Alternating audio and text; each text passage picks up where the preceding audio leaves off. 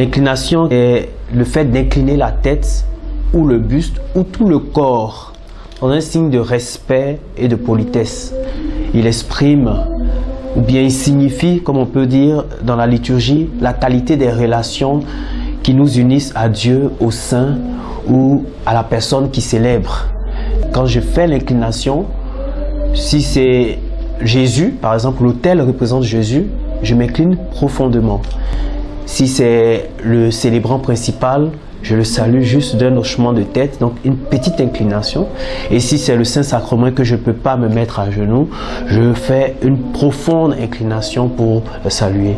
L'inclination est donc un signe de respect pour exprimer avec notre corps la louange, le culte à Dieu.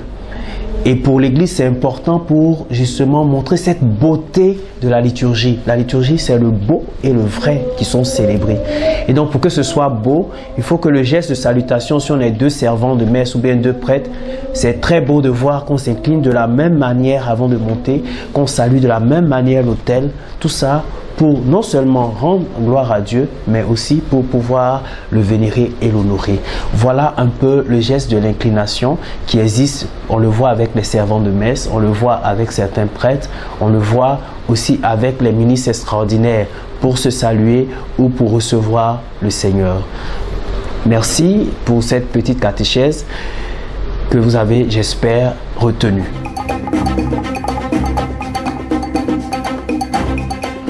Toujours concernant l'inclination, je voudrais insister sur quelques erreurs que certains font.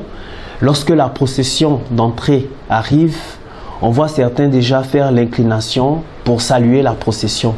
Mais en fait, c'est une erreur, puisque le chrétien, le fidèle, est censé être arrivé avant. Il a fait soit la génuflexion, soit l'agenouillement pour saluer le Christ.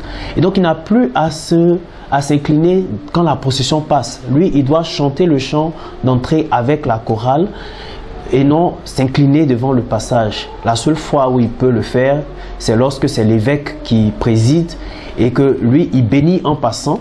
Là, je peux m'incliner pour recevoir la bénédiction de l'évêque. Sinon, je n'ai pas à m'incliner lorsque la croix passe parce que je suis déjà entré dans l'église et j'ai vénéré la croix qui est au cœur. Donc, je n'ai plus à vénérer la croix de procession. Voilà un peu, c'est un point sur lequel je voulais insister.